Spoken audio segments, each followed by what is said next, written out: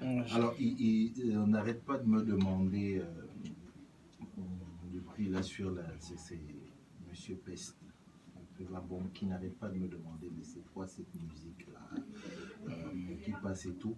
Ben, je lui dis oui, c'est la musique. Déjà, merci de nous suivre. Mais juste aussi dire quand même que, vous comprenez, il y a quelques deux, trois.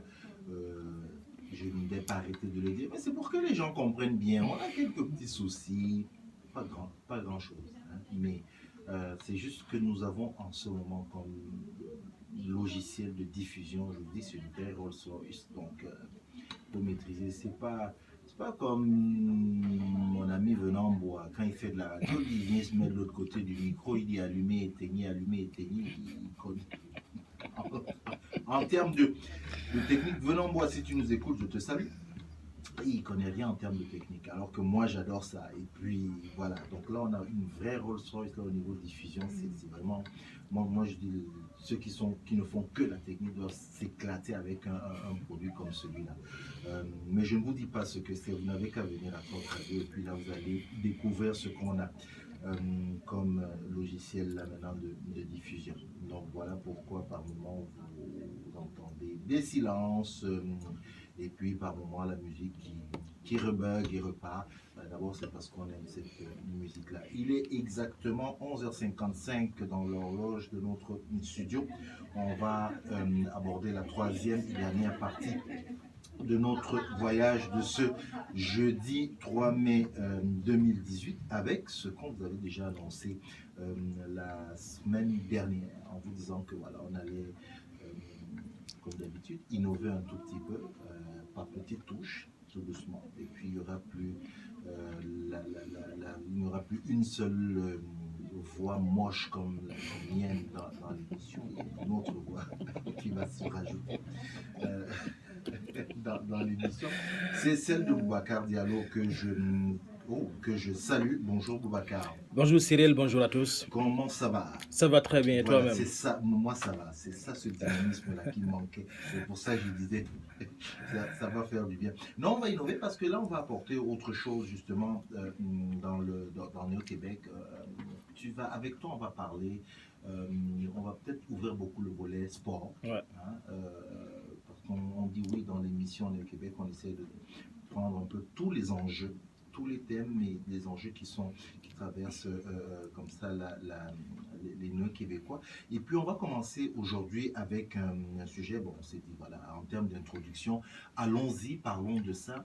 Tu as jeté un coup d'œil sur les apports des néo-québécois dans le sport hein, en général, sans nécessairement les prendre tous. Oui, tu as jeté un coup d'œil. Oui, donc on ne peut pas douter de l'apport des néo-québécois donc, dans le développement du sport national. Et comme tu l'as dit, donc je ne peux pas tous les énumérer. Ils sont très nombreux. Hein, donc il y en a qui sont déjà à la retraite et puis d'autres qui sont toujours en activité. Et donc ils s'appellent Patrice ou Maxime ou donc Françoise, Félix, etc. Donc Georges. Donc ils sont très nombreux. Ils viennent de partout. Certains sont nés ici, d'autres ont grandi ici. Et donc, ils ont apporté beaucoup donc, au sport québécois, comme partout ailleurs. Donc, on voit que l'immigration donc, reste très positive donc, dans tous les domaines pratiquement. Même si on repart ailleurs, donc on voit que les immigrants ou les fils d'immigrants ont apporté beaucoup donc, dans la réussite des sports. Hein. Donc, si on fait un petit pas donc, vers la France, on voit certains Zidane, certains Platine, etc. Donc, ici aussi, ça commence avec Bernier, avec Georges, avec Maxime. Bernier, l'ancien capitaine de l'Impact. De l'Impact de Montréal qui a pris sa retraite donc, l'année passée. Malheureusement, au terme d'une saison très décevante pour l'Impact de Montréal, donc, alors que tout le monde commençait à rêver. Et bon, il y avait Drogba, il est parti, mais donc, il a été donc, salué comme il se doit. Assoun Camara aussi est parti. Oui, c'est un Français donc, d'origine sénégalaise aussi. Mais ce qui est différent, c'est que Patrice, lui, il est né ici, de parents haïtiens. Et donc, il a joué ici. Donc, il a commencé ici en 2000 et puis... Jusqu'en 2003, après, il est parti en Europe. Il a joué, donc c'est l'un des rares joueurs donc, canadiens à avoir percé donc, les ligues européennes. Qui est Bernier? Bernier, oui, il a joué. Oui, il a joué en Allemagne, il a joué dans les pays scandinaves aussi. Ah, d'accord. Donc, il a fait une carrière quand même qui a duré un peu, quelque chose comme 8 ans, de 2003 à 2011.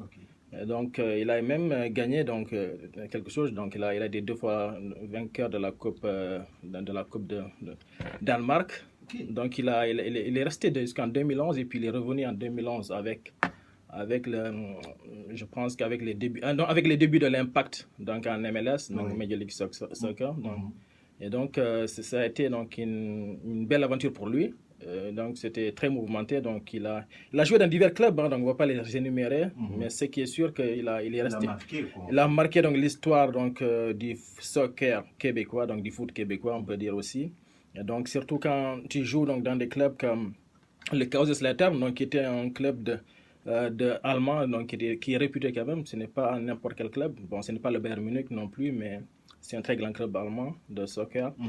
Et donc, après, il est revenu à l'Impact de 2002 à 2017. Donc, il a apporté cette effervescence, pardon. Et donc, tout le monde se rappelle surtout la finale donc, de la CONCACAF donc en 2015 qu'ils ont perdu. Et puis, surtout, ce qui a fait très mal aussi, c'est la finale perdue contre l'FC Toronto, la Oui. finale de l'Est. Donc, ça avait fait très mal. Et par la suite, donc, il a continué une année de plus, mais c'était difficile l'année passée. Tout le monde a vu que l'Impact avait vraiment du mal.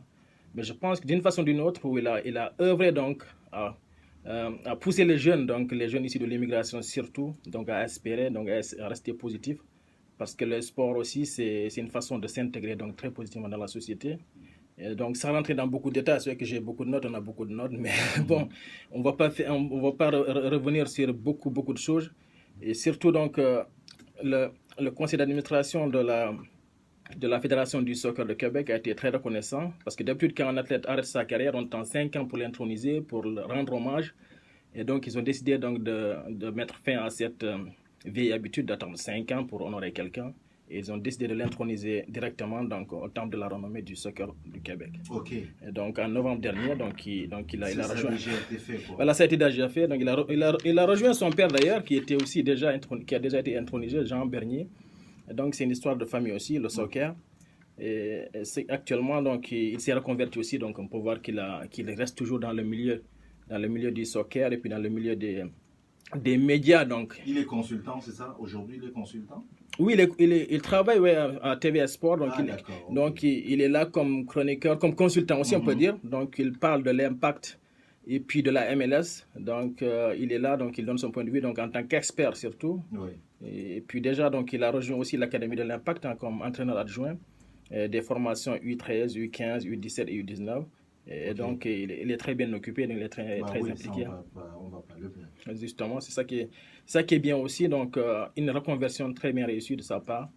Et donc, tout ça, ça fait que le joueur, donc, il compte beaucoup pour la communauté québécoise, surtout la communauté afro-américaine, ou on ne sait pas, afro-haïtienne, pardon, donc, surtout les immigrants. Ouais. Justement.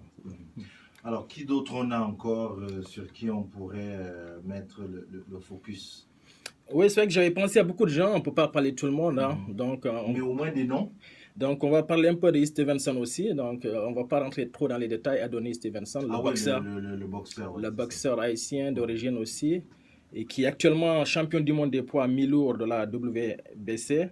Et donc, il a commencé par une carrière d'amateur par la suite. Donc, il est rentré chez les professionnels. Donc, c'est une carrière très riche quand même parce que donc de mine de rien, donc il a enchaîné avec 13 victoires donc, en mettant KO donc, de grands noms de la boxe, on ne va pas les citer tous. Et donc ça a permis donc, de voir que toute la force, toute la capacité donc, et tout le professionnalisme d'Adonis Stevenson. Et surtout, donc, il y a des faits marquants dans sa carrière, surtout quand tu gagnes des duels comme Anthony Bossant, donc ça s'est passé en 2008, ça c'est une victoire très marquante. Et puis il y en a d'autres aussi, hein, je ne vais pas les énumérer toutes parce qu'il y en a beaucoup quand même. Et puis Germain Maquet aussi en 2009, et surtout en 2010, donc c'est la défaite. Donc ça fait mal aussi. Il faut parler un peu des mauvaises choses aussi. Donc bon, pas que des avantages, donc on va parler aussi des défaites. Donc malheureusement, le 17 avril 2010, il avait perdu contre Boone. Mais ce qui est intéressant, c'est que il reste une personnalité donc emblématique de la boxe québécoise. Et malgré des revers, hein, malgré beaucoup de choses qui sont passées, donc il reste un élément donc clé de la boxe québécoise. Et surtout, elle a été désignée, donc, il a été désigné boxeur de l'année donc, par le magazine Ring Magazine. Donc, il y a un magazine qui l'a nommé, donc, qui l'a désigné donc, boxeur de l'année. Et donc, on voit que donc, ce n'est pas juste une carrière donc, au Québec, mais quand même, c'est quand même international quand même, justement. Et donc, je pense que c'est bien de mentionner donc Adonis Stevenson parce que tout le monde connaît Jean Pascal. On va en parler un peu parce que c'est vrai que le temps passe trop vite aussi. Il ne faut pas que je monopolise beaucoup plus la parole. Le chrono, lui, t'inquiète pas, on parle, allons-y. Ok, donc, et puis donc, surtout ces défaites, ces victoires qui sont marquantes quand même. Quand tu arrives à conserver ces titres, donc on arrive à conserver ces titres, c'est ça qui est important aussi dans le domaine. On dit souvent, c'est difficile d'atteindre le haut niveau, mais le plus dur encore, c'est de rester au haut niveau. Okay. Et donc là, malgré son âge qui est avancé, donc il continue de rester dans l'arène, et ça c'est impressionnant. Et puis je pense que tous les jeunes issus de l'immigration, ces athlètes constituent surtout, bon, on va sortir un peu du côté sport parce que le but de la chronique, ce n'est pas de parler que de sport, donc c'est un peu le sport en dehors de la pratique sportive en quelque sorte. C'est juste montrer donc qu'est-ce que ça apporte aux générations donc, nouvelles ou même futures, qu'est-ce que ça apporte aux générations futures. C'est montrer que ce sont des modèles. Donc tout le monde les regarde, donc ils sont obligés de dégager une belle image et que si cette image donc elle est très positive, donc ça peut permettre aussi aux parents d'essayer de voir en ces personnes des modèles pour leurs enfants et pour qu'ils restent positifs parce qu'on sait qu'il y a beaucoup de tendances, il y a beaucoup de tentations donc quand on est immigré ou fils d'immigré ou fille d'immigré. Et donc souvent il y a beaucoup de choses qui se passent, donc on ne va pas énumérer tout ça parce qu'avec les autres chroniques on en parle. Et donc c'est pour montrer que Stevenson, donc c'est un modèle pour beaucoup de jeunes. Beaucoup de jeunes. Donc là, tu citais les noms tantôt. Donc là, on a parlé, c'est dans le soccer, on a avec Adonis et un peu Jean Pascal, on est dans la boxe. Ouais. Mais c'est quand tu disais Françoise, on pense à Françoise Abanda, c'est le tennis. Avec Félix. Le jeune Félix. Le tennis aussi. Du tennis aussi.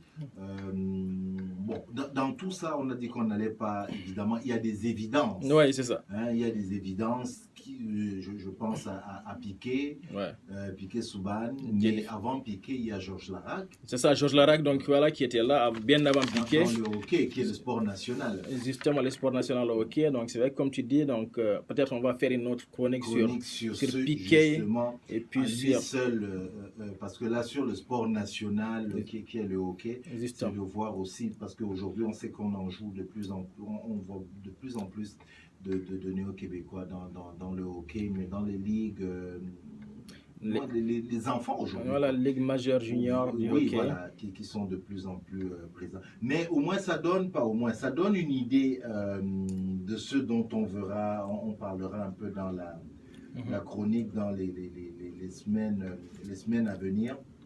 C'est de montrer au fur et à mesure comme ça, le sport aussi, comment les choses s'y passent. Oui, tu avais une conclusion? Ouais, donc c'est vrai que Georges Larac, donc c'est bien de mentionner aussi qu'il a signé des contrats avec de grands clubs, hein, que ce soit Edmonton, les Oilers, et puis aussi Pittsburgh aussi. Il est même allé, donc il a joué une finale de la Coupe Stanley, donc ça ce n'est pas rien.